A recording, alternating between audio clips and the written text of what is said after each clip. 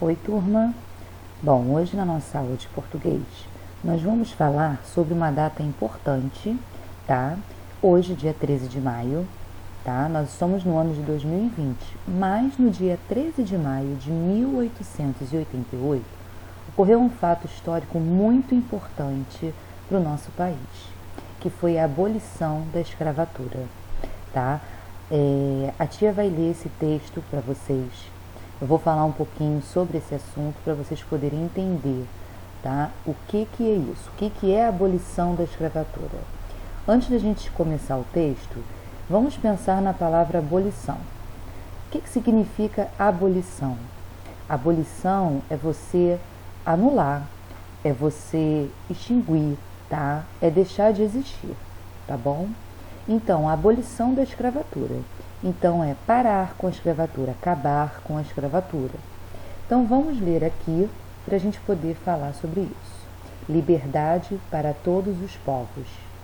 No dia 13 de maio de 1888, a princesa Isabel assinou a Lei Áurea, extinguindo a escravidão no Brasil, ou seja, ela acabou com a escravidão no Brasil quando ela assinou, tá, essa lei. Os escravos, por fim, conseguiram suas alforrias. O que quer dizer alforria? Libertação. A abolição da escravatura não aconteceu do dia para a noite. Vários movimentos antecederam a data. 3 anos antes em 1885, foi aprovada a Lei dos Sexagenários.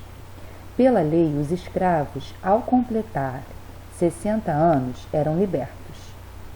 Esta era uma forma de ir gradualmente extinguindo com a escravatura. Você também deve ter ouvido falar na Lei do Ventre Livre. Os filhos nascidos depois do dia 28 de setembro de 1871, após completarem 8 anos, poderiam ser libertados, caso o proprietário concordasse. O proprietário recebia uma indenização do governo, que criou este mecanismo como um instrumento de incentivo à libertação dos escravos. Então vamos lá, deixa eu explicar para vocês. Quando os portugueses chegaram no Brasil, tá, eles encontraram os índios aqui. Os índios, no primeiro momento, os portugueses tentaram escravizar eles, porque eles queriam que os índios trabalhassem para eles, né?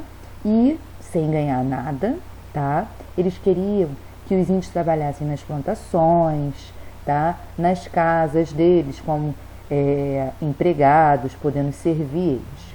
Só que os jesuítas, que eram pessoas daquela época, né? Eram religiosos, eles foram a favor dos índios e os portugueses não conseguiram, tá? E os índios também se revoltaram com isso, fugiram, muitos deles, outros acabaram morrendo.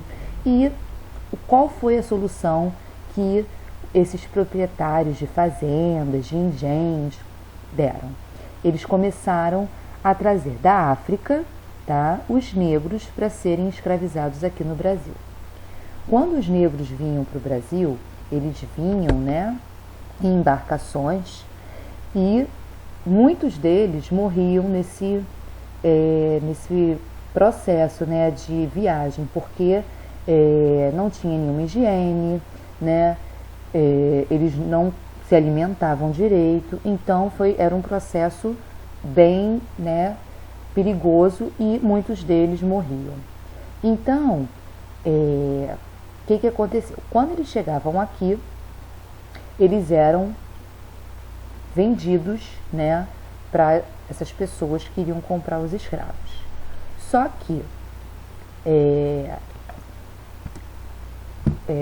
quando eles quiseram, né, dar liberdade para os escravos, não foi assim, vamos libertar os escravos? Não. Outras leis antes disso aconteceram, tá? Como diz aqui o texto, a lei dos sexagenários.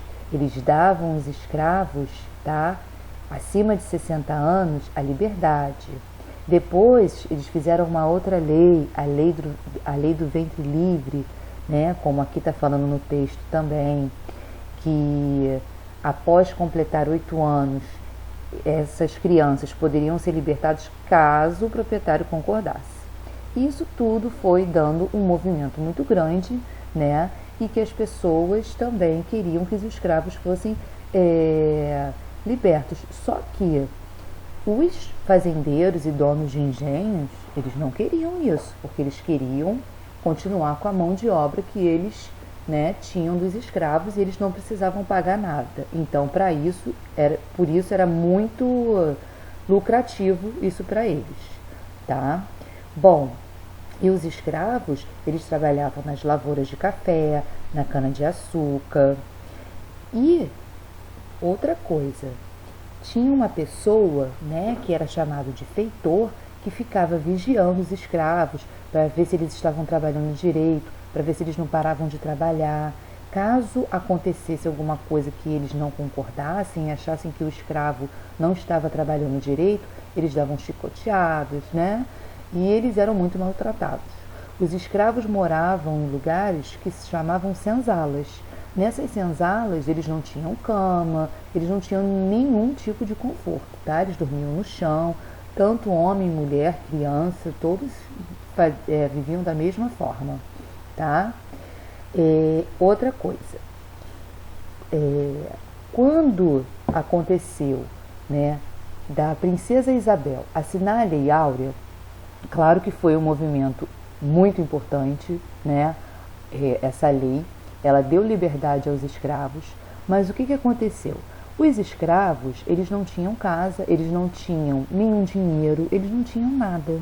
Então, o que começou a acontecer?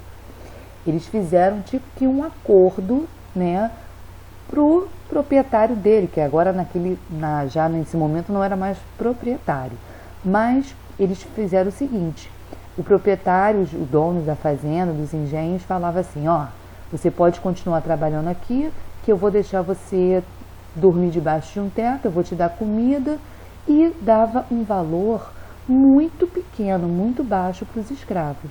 Então, a vida deles melhorou significativamente, dos escravos? Não. Foram anos e anos, tá? Até que eles conseguissem realmente, de fato, conseguir a liberdade realmente que eles queriam, que eram ser independentes, tá, dessas pessoas que fizeram deles de escravo.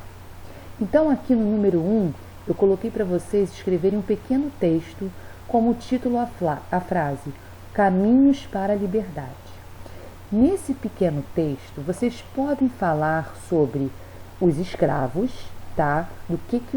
Um resumo do que vocês entenderam disso, tá bom? Então, prestem atenção, se precisar, ouçam de novo, tá? Para vocês poderem escrever aí o que vocês entenderam, tá? Dessa abolição da escravatura, tá bom? Então, façam com bastante atenção, usem o caderno de português para poder fazer, tá? E caprichem na letra, combinado? Fiquem com Deus, um beijo.